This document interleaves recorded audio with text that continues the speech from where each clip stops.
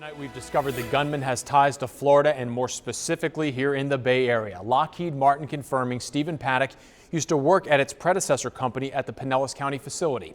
He was employed from 1985 to 1988 as an accountant or auditor.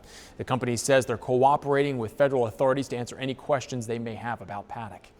And not only did the gunman work in the Bay Area, he has family that still lives here in Florida. The brother of the Las Vegas mass shooter says he had no idea. That's right. 57-year-old Eric Paddock lives in Orlando and started getting phone calls from law enforcement in the middle of the night. Our Carson Chambers spoke with him at his home today. She joins us live in Orlando right now. So Carson, I understand the gunman's brother just in absolute shock, right? Right, and Eric Paddock actually came outside, spoke with us on the sidewalk in front of his home.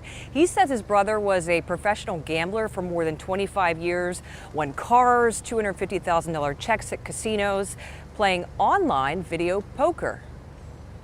There's nothing anywhere that says why he did this. The brother of the Las Vegas mass shooter tells me he's dumbfounded. There's absolutely no way I can even conceive that my brother would shoot a bunch of people he doesn't even know. Did he have any massive debts? 57-year-old Eric Paddock spoke to us from the sidewalk of his Orlando home, saying his brother was once an accountant. They owned real estate together, and he had recently moved him from Melbourne back to Las Vegas after a long road trip. Yes, he had a couple of guns. I mean, it's legal to own a couple of guns in the United States. He did not own machine guns that I knew of in any way, shape, or form. He didn't own them when I moved him from Melbourne. Paddock says his brother had a girlfriend who was located out of the country after the shooting, had been married at one time, but never had children. He was a wealthy guy, and he liked to play video poker. He went on cruises. His brother did confirm their father was once on the FBI's 10 most wanted list, a bank robber who broke out of prison in the late 1960s. His name's Benjamin Hotchkiss Paddock, I believe is his name. I didn't know him. We didn't know him.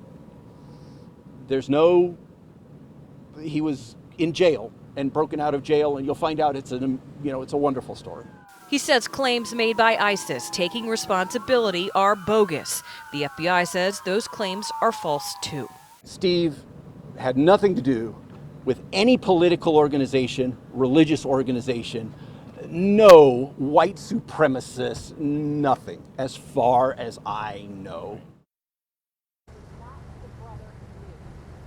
And Eric Paddock also tells us that their 90-year-old mother may have been the last family member to actually speak to his brother before this mass shooting about 2 weeks ago. We are live in Orlando. I'm Carson Chambers, ABC Action News.